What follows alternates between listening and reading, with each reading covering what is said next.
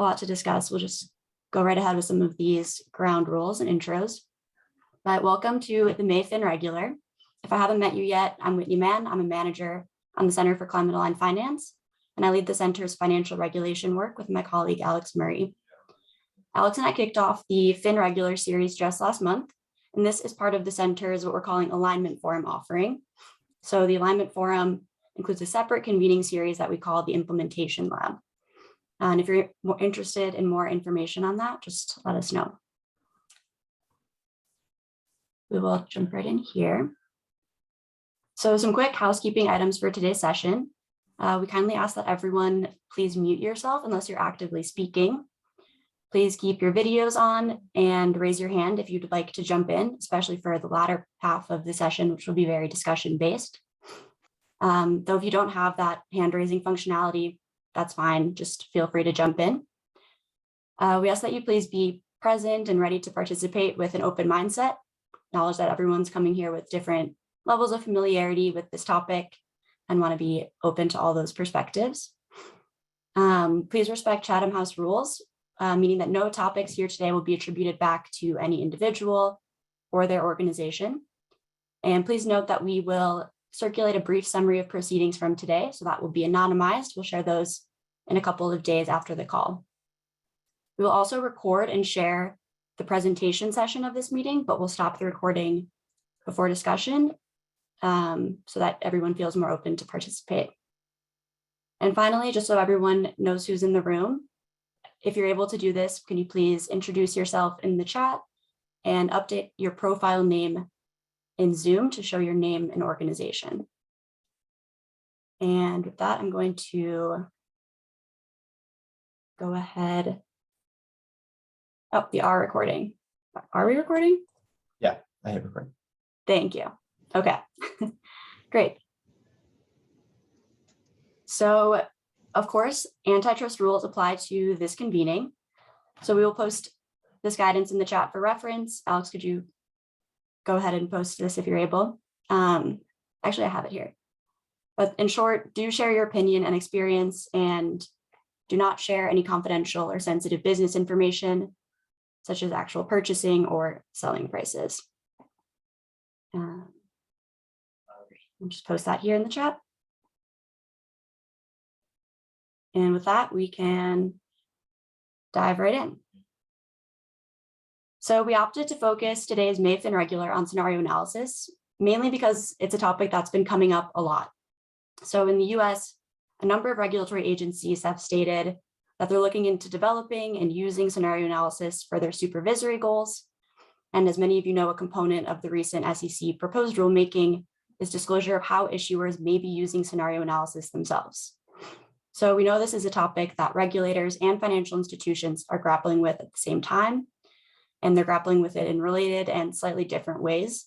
And so it can also be a confusing topic and quite difficult to get right.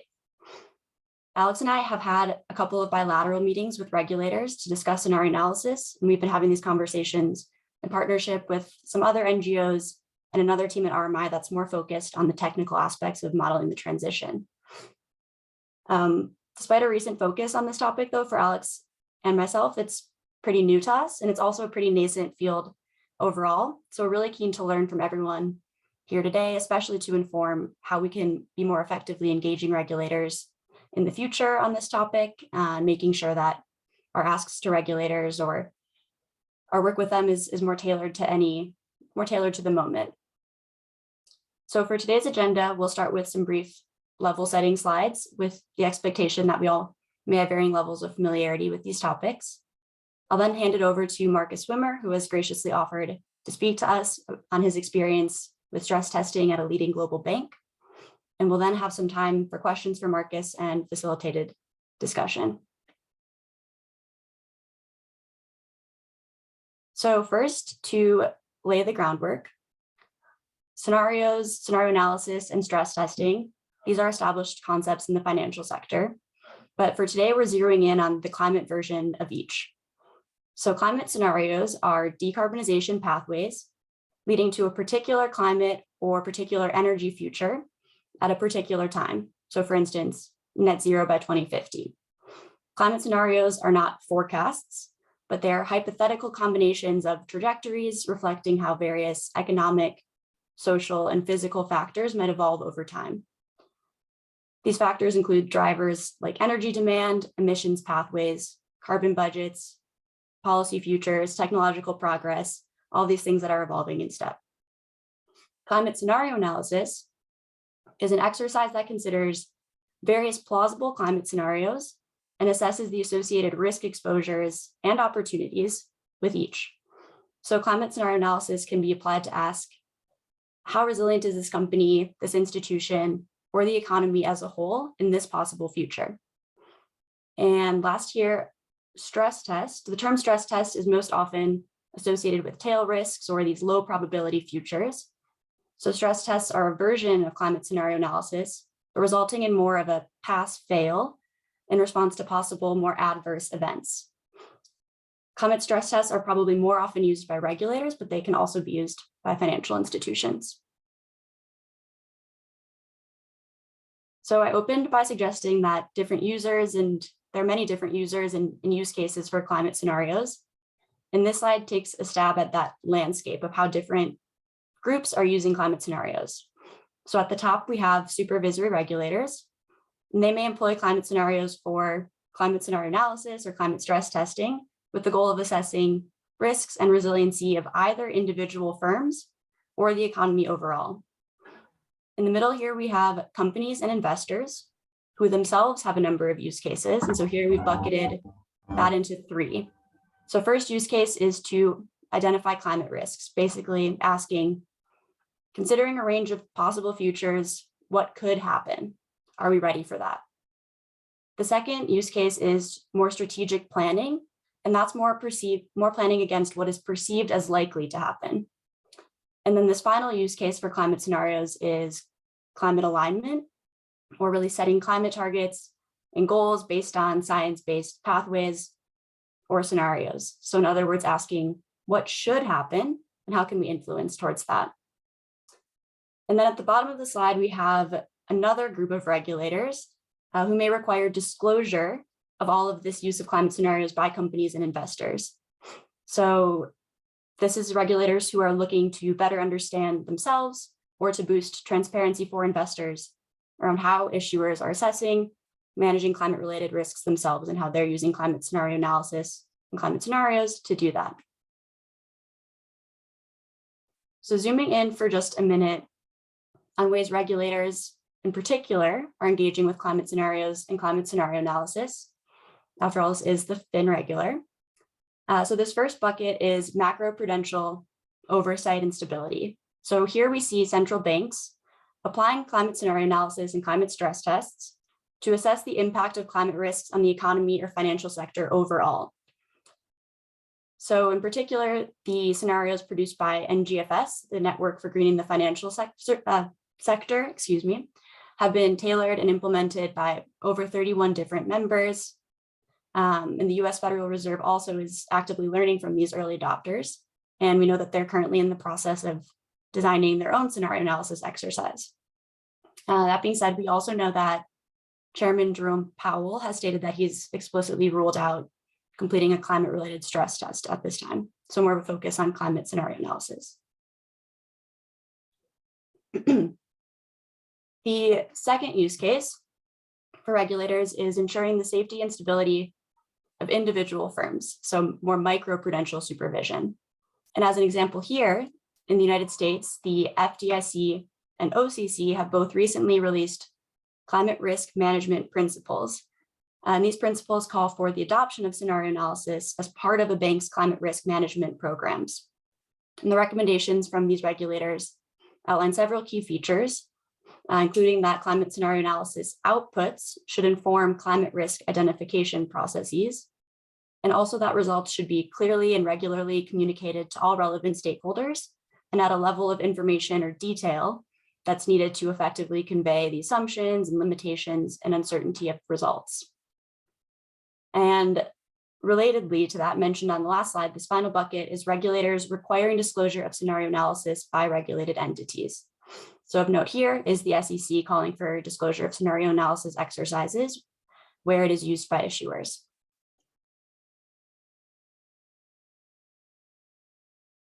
So we have multiple users implying climate scenarios for multiple goals.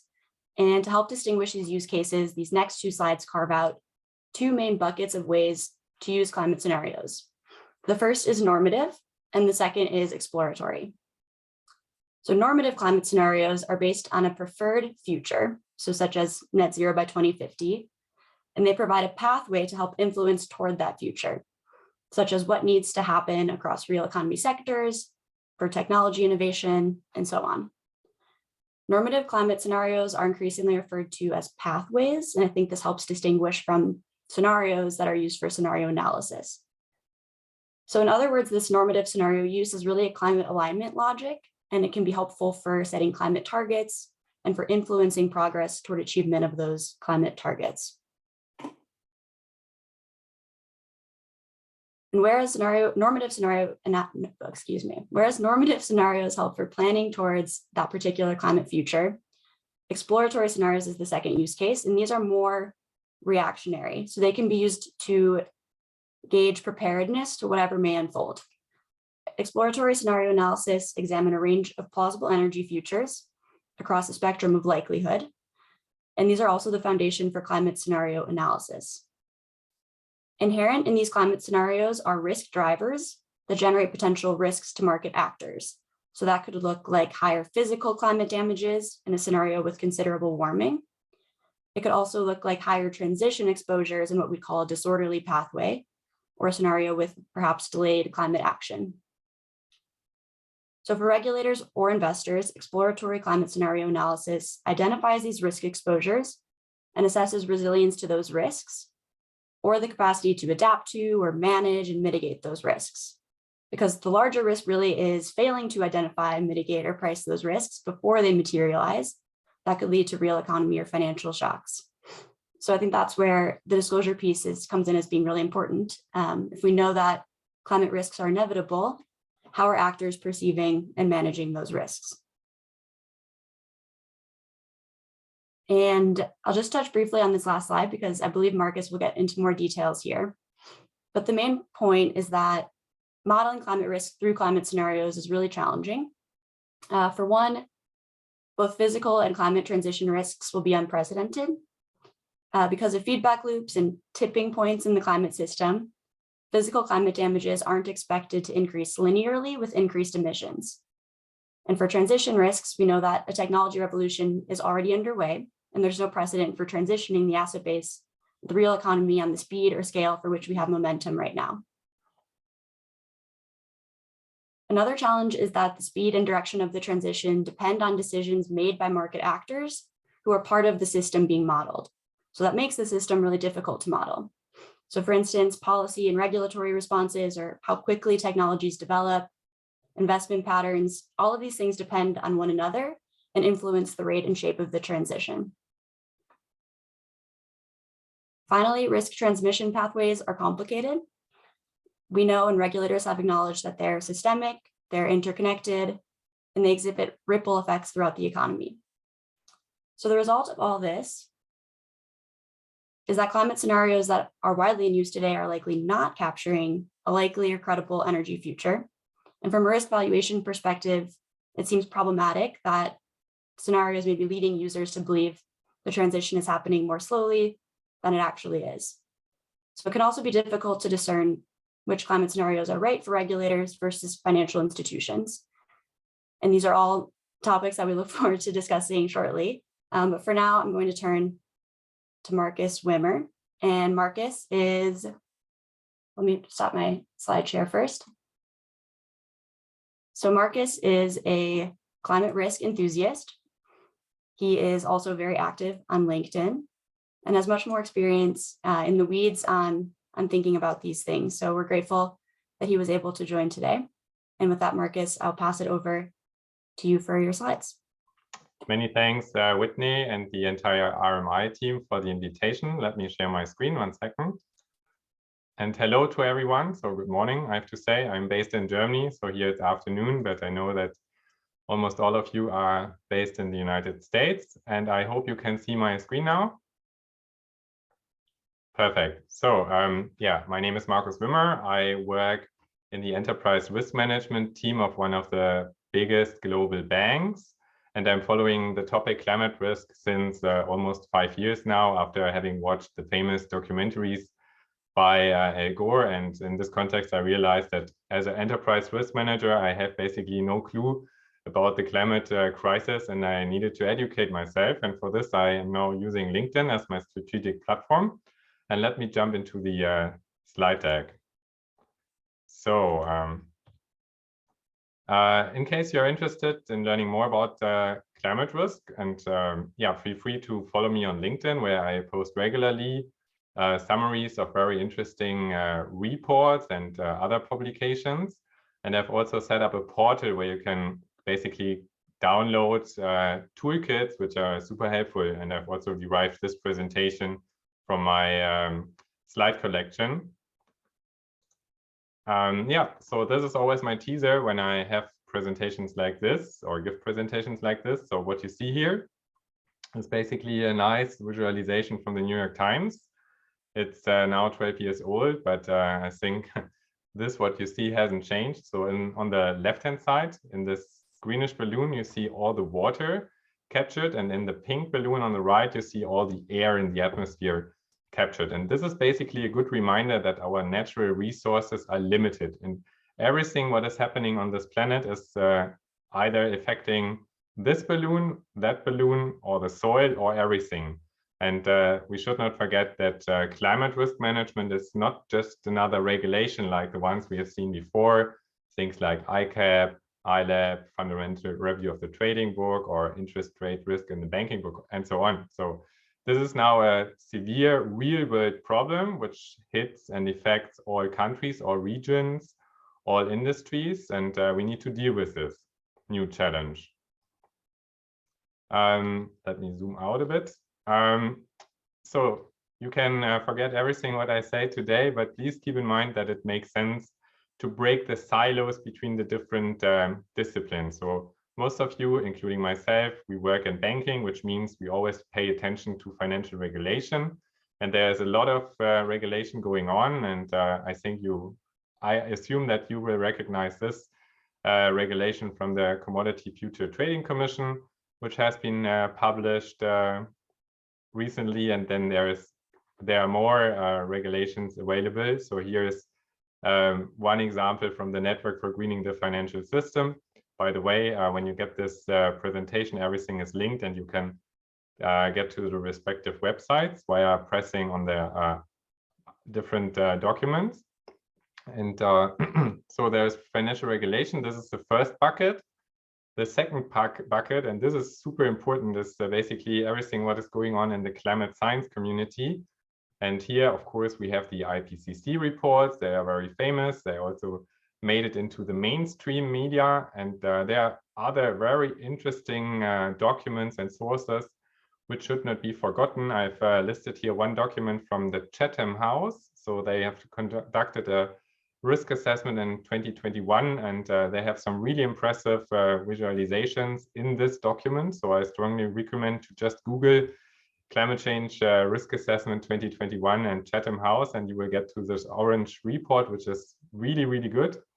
And the last bucket is basically everything what is going on in the energy and emissions world. So here, one of the most prominent sources is the International Energy Agency, and they are releasing publications on an ongoing basis. And they are also really good to understand what is going on in the global commodity space. And ideally, within the financial institution, all this knowledge is considered in the risk assessments. And we should not, when you work in a financial institution, you should not focus only and purely on the regulation. It makes definitely sense to look into the climate science publications, because they are ahead of the curve.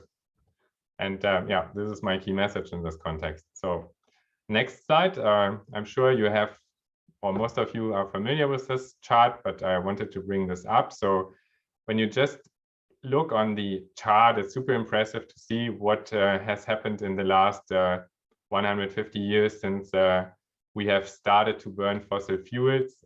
So I think the chart speaks for itself.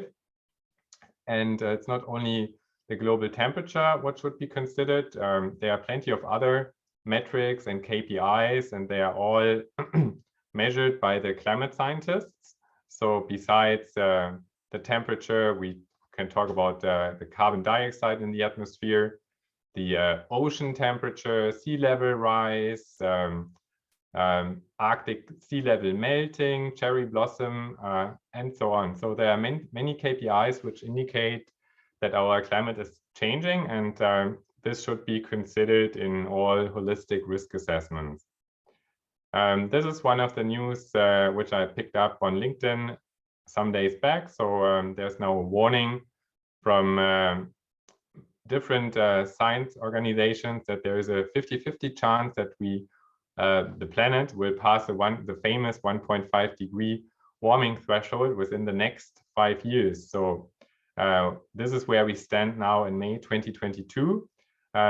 This has been published on May 10th, which means after all the IPCC reports has been released. And so I think this is a warning signal and a good indication that also the regulator will speed up its efforts to come up with solid and robust climate risk regulation, because the climate change is also increasing regarding the pace.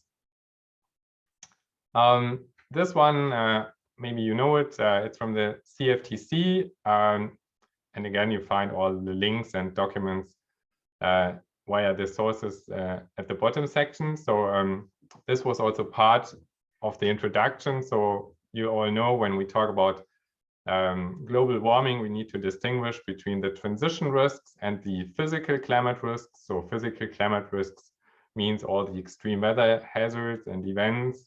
And with an increase of the temperature, the likelihood and intensity and severity of all physical climate risk types will highly likely increase. And this is what we currently see when we see that the planet is warming faster than previously expected.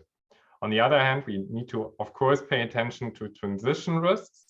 So everything what is happening regarding regulation, policy measures, and so on. And please keep in mind that the climate crisis or global warming, climate change is not happening in isolation. So we have other big challenges like the ongoing war in Ukraine right now, or the pandemic, which is still not over. So of course, this session is on climate risk, but we should not forget that we are living in a complex world and that there are also interconnections between the different topics. So this is one of the most famous slides and visualizations. It's derived from the Network for Greening the Financial System, but I've seen similar versions also in other documents. And I think this is a good way of visualizing the importance of climate risks, and of course that it makes sense to distinguish between transition risks and physical risks. So this is a new kid on the block, and this is what we in working in financial institutions are used to. So everyone knows something about credit risk. We all know market risk. When you work in the insurance business, you have underwriting risk. In addition, we have non-financial or operational risk, and of course liquidity risk. And between climate risk and financial risk, there are different transmission channels, which you can also split into the micro level and the macro level. And then you can also drill down the micro part into business and households. And I don't want to read out what is stated here on the slide, but I strongly recommend that you check the Network for Greening the Financial System, because this is basically a club of regulator, and they publish really interesting documents on an ongoing basis. And also the central banks are using the NGFS to come up with their own regulation. And they are also addressing the points which are currently discussed, like the big data challenges. So please visit the NGFS and bookmark the link, because it's really useful. Next, this is the famous Chatham House risk assessment. I've also presented on the intro slide. So it's one of the, I think, 8 or 9 flow charts, which is included in the risk assessment. And it's a good reminder for all of us that firstly, this is a systemic risk topic. And when you talk about climate hazards, let's take some examples: droughts, heat waves, like the one which is currently happening in India and Pakistan and other regions, or wildfires. I think this is a very dominant topic in California and other locations. So you have climate hazards here on the left-hand side, and they translate into different, or they lead to certain consequences. So one can be water scarcity, something like crop failure. Just keep in mind that crop and wheat is currently also a very hot topic in the context of the Ukraine war, and what will happen to Africa in the next months. There is always the risk of loss of infrastructure, loss of livelihood, and shifts in ecosystems. And this is then triggering something else. So we can have health crisis because of heat waves. We can have unemployment. We can have a food crisis, GDP loss, business interruptions. Business interruption can, of course, be amplified through a pandemic. Just think of Shanghai and their situation there in the harbor. And then the next step is, the next level of consequences is migration, state failure, conflicts, and so on. So super important to not look only on the climate risk events, so the physical events, but also looking on the consequences and the amplifying effects. And here, I recommend that you check out the Chatham House document, because it's super important and super helpful for brainstorming and fine-tuning your risk governance. This slide is a bit more complicated, so apologies for this. It's derived from the famous IPCC report, which has been released in 2021. So it's working group 1. And it gives you basically, in a nutshell, the temperature increase until now. So now means 2021. And the glide paths or trajectories for the different scenarios. And I've enriched this slide a bit. So the IPCC came to the conclusion that by the year 2050, we will end up in a range between plus 1.8 degrees and plus 2.8 degrees. So this is where the IPCC scientists think we will end up in less than 30 years. And when you work in the financial industry, you might have heard about the concept of reverse stress tests. So in the enterprise risk management space where I work, you do these type of reverse stress tests. So these are super severe stress tests. You do it on a regular basis, and they lead to a default by definition. And so I took the slide from the IPCC and I added this red arrow. And currently, I have to say, also after checking the news in the last weeks, we currently don't know if plus 2.8 degrees Celsius is really the upper limit to which we can get until the year 2050. There is still the chance, even if it's very small, that we will end up with much higher temperatures. And this would, of course, then trigger physical risks, and would also cause transition risk and other systemic effects. So please keep in mind that we currently cannot predict where our global average temperature will end up in the next 30 years. That was also mentioned in the beginning, and it's a good, I think, a good rationale for being a bit skeptic about precise predictions. So there are the famous climate tipping points, and this picture is derived from Nature magazine, and just to give you some here. So there's the rainforest, we have the Arctic sea ice, we have the Atlantic circulation, also called AMOC. We have boreal forests, coral reefs, permafrost in Siberia, which is currently burning. And there might be other tipping points which are currently not part of this list. Think of jet stream as an example. So these are potential game changers which can amplify the temperature increase, and we should consider it in our risk assessments.